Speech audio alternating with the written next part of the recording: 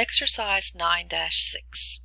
We're looking at the 3 different methods of depreciation. So in January 2nd, 2018, the company, which was a skateboard manufacturer, installed a computerized machine in its factory at a cost of $150,200. The machine's useful life was estimated at 4 years, or a total of 186,000 units, with a $20,000 trade-in value.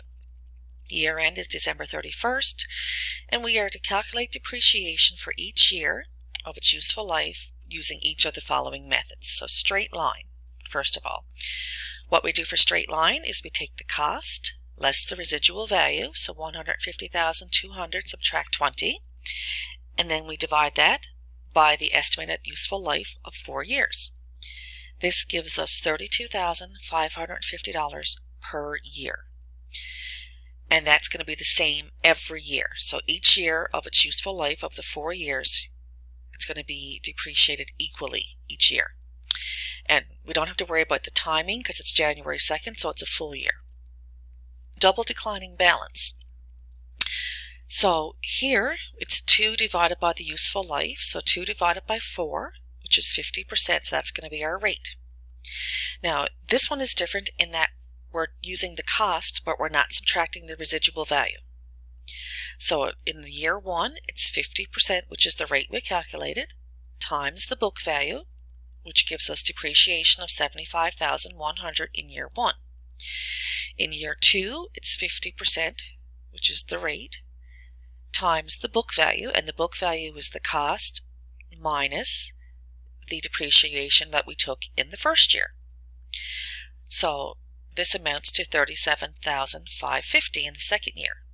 Now in the third year, we would take 50% times the cost minus the depreciation in year 1 minus the depreciation in year 2, which is the current book value. But the number we would get here would be too high. We're limited in the amount of depreciation that we can take, and it's limited to the cost less the residual value. So the total depreciation that we can take is $130,200. If we do the calculation, that's something you have to be aware of when you're doing the double declining balance. So if we do the calculation and it turns out that it's higher, causes the total to be higher than our maximum total, then we can only take the maximum. So the maximum is the maximum that we can take minus the amount that we've already taken in year 1 and in year 2, which leaves us with $17,550. So that's the maximum that we can take in depreciation, and then in year 4 there would be nothing because it's fully depreciated, because the remaining book value then would be $20,000, which is the residual value.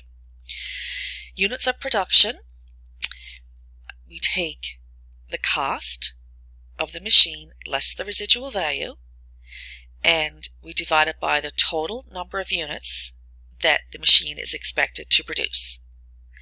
And that gives us 70 cents per unit. And then in each year, we take 70 cents per unit times the number of units that were produced. And we're given this information here. And that gives us our annual depreciation. But the same as in with the double declining balance, we are limited to the maximum, which is the $130,200, which is the cost less the residual value. We're limited to that maximum. So in year 4, if we do the calculation, the amount that we would get is higher than what the maximum allows us.